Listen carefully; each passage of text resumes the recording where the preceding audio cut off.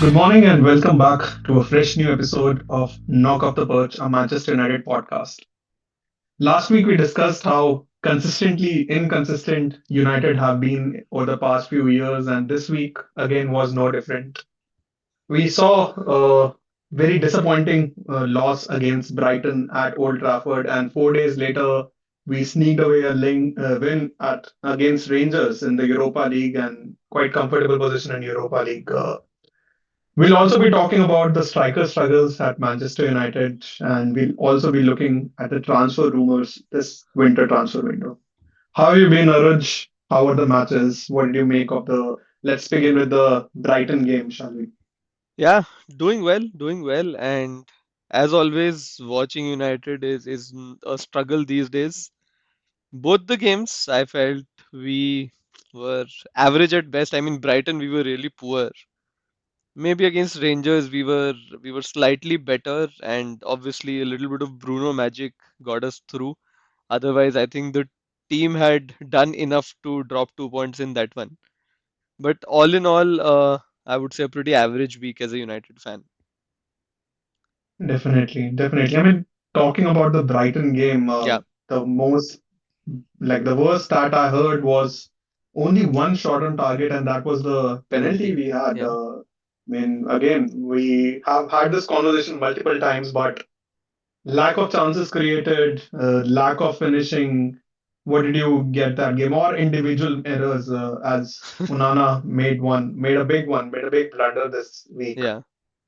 No, so actually, I want to back up a little and talk about the overall build up to this game, right? We were coming on back of performances against Liverpool and Arsenal, where we had done relatively better than what we had in the past. Also, now I'm just starting to feel that, it was a little bit of a situational uh, upswing also, because Arsenal, as you pointed out in one of the previous pods, it wasn't really a great performance. Come to think of it, we were just maybe resilient, right? Then Southampton, where we hadn't done so well, but Ahmad brilliance towards the end of it got us through. So we had some bit of momentum, and you would expect the team to try and carry that on. Then we start the game really poorly, and we concede that goal in the beginning. And even before that, I think right in the first couple of minutes, like that Pedro chance initially that was created. So Brighton were all over us, and it seemed like difficult. We got a penalty, we converted that penalty, and you would expect a decent team to build on from there, not to almost crumble. And Brighton do what they did, what they do best. They come to Old Trafford and beat us easily, and they had another 3-1 win.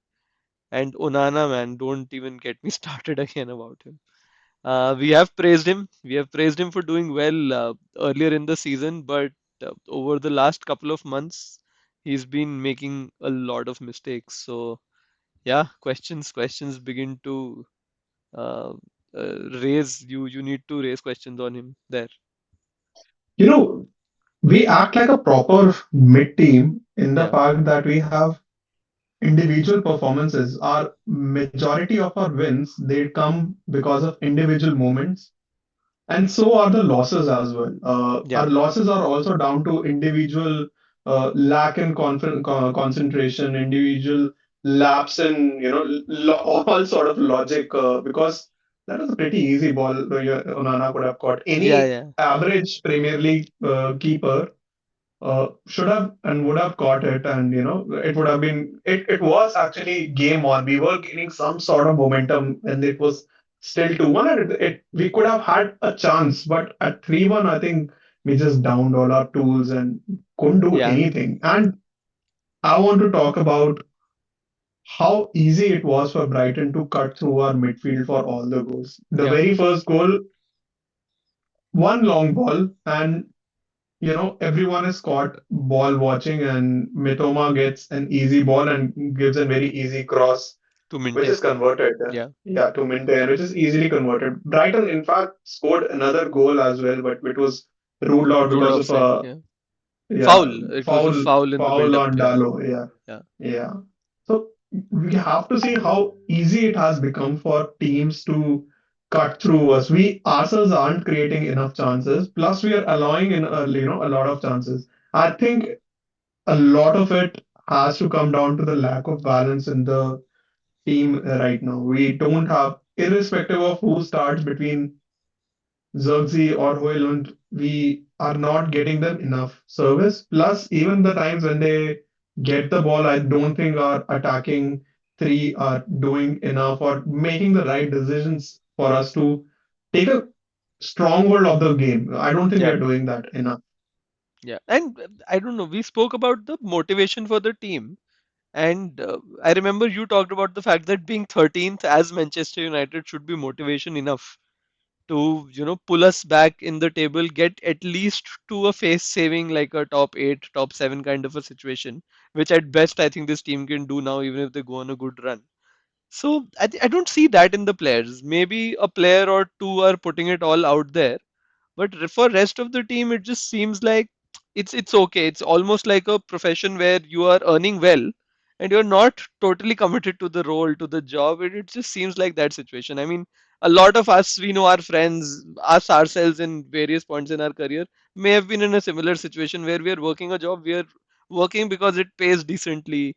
But it doesn't, inspire us, and it feels like same for some of these players. So I don't know. I don't know where that challenge is, and as long as this group of players remain and we don't do drastically a lot different, I think that inconsistency will remain.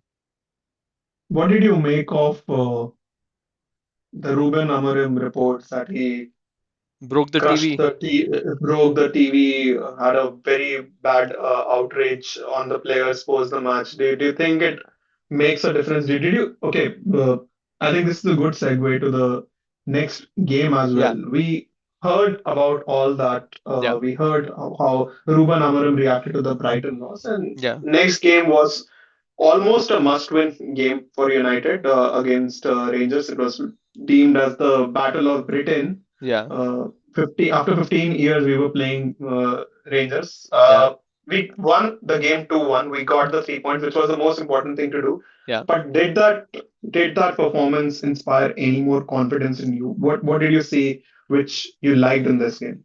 Well, see, I wouldn't say that there was no reaction, at least in the start of the game. Even, in fact, throughout the game, I felt the energy levels were slightly higher from the Hmm. team. We were chasing after the second balls better.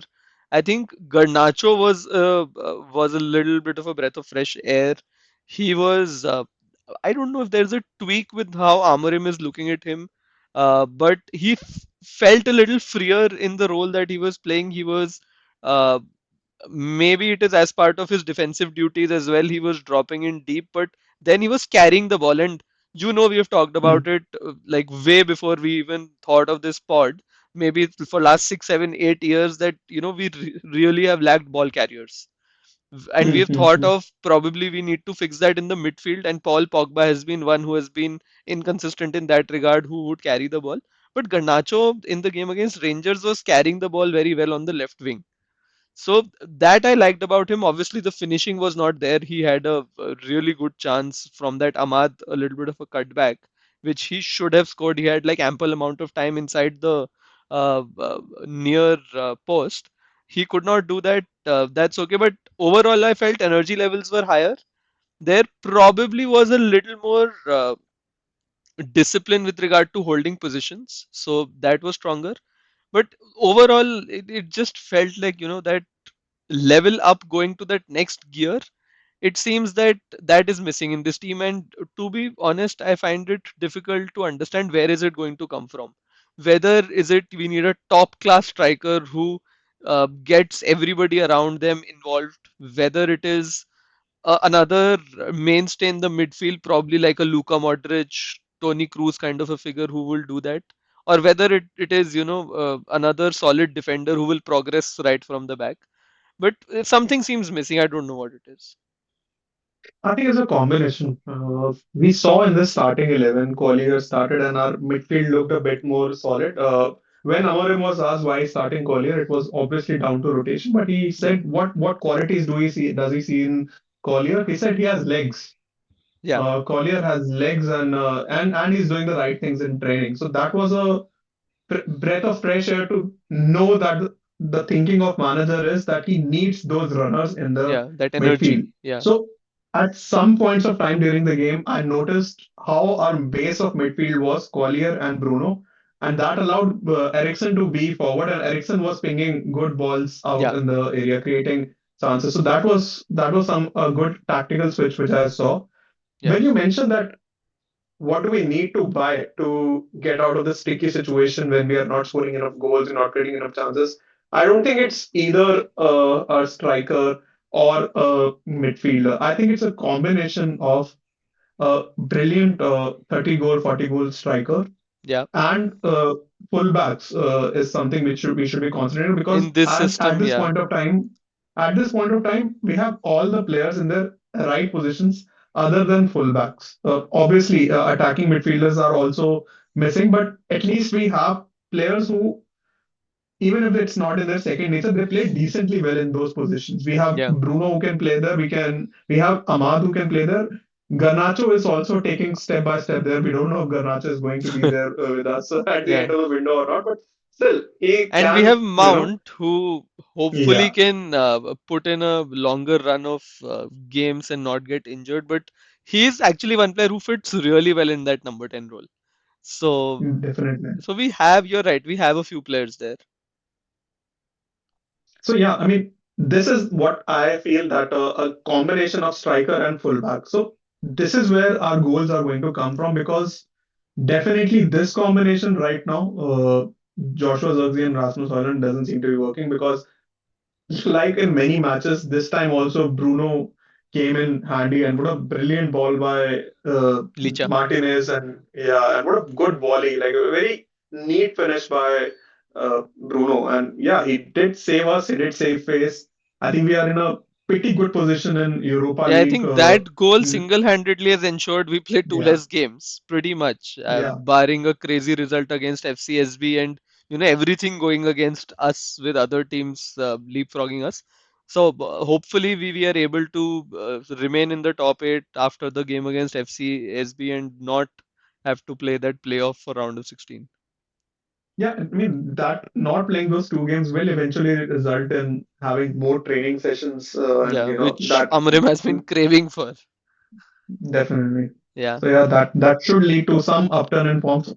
I think all the fans in some shape or form right now believe that United will eke out some wins during the season and will creep up in the yeah, top half of the Premier League table and make something in the Europa League table. I really hope that I have given up hopes on a top four finish. I really hope we go yeah. deep into Europa League and we reach the final and we can make something out of it. Yeah, So we yeah, have way too here's many hoping that consistent teams in the Premier League for us to even make top six, I think. So even top six is a difficult one.